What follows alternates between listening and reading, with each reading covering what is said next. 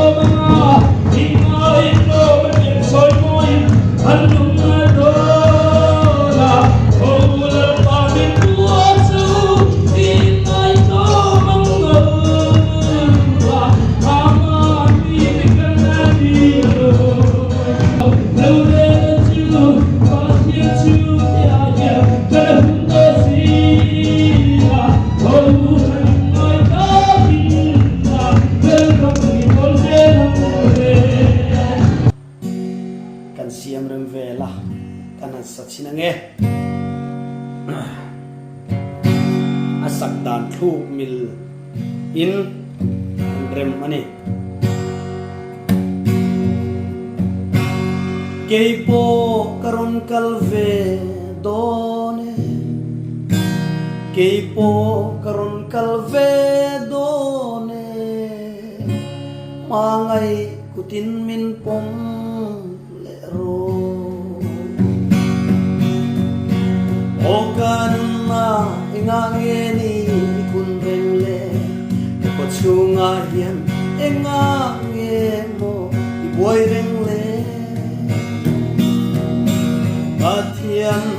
beisein pan mai ro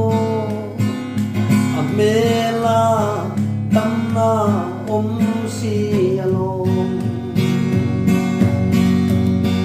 lalpa pan tu te chuan damna an muthi na lo akhongai dilin misual ke kaldone keipo karon kalve done mangai kutin min pom ero okalalpa kasual na te atam mange fin riat kama triau za tin mo tam malo inen lo chol na lo lalpa nangin min sil fai le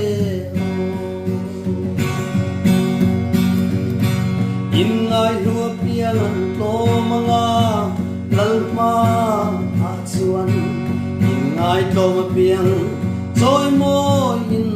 an nom do oh in ngai to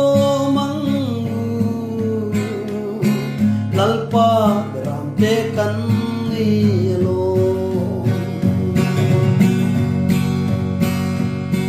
rau reng chu pathian chung te trăng nghe hian kana hun to si lalpa mal som dong tu ri oh lom na ram puan sin ni lal rong bol zel mai yang kei po karon kalve no kei po karon kalve do ne mangai tin min pom lero kei po karon kalve do ne kei po karon kalve do ne mangai kutin min pom lero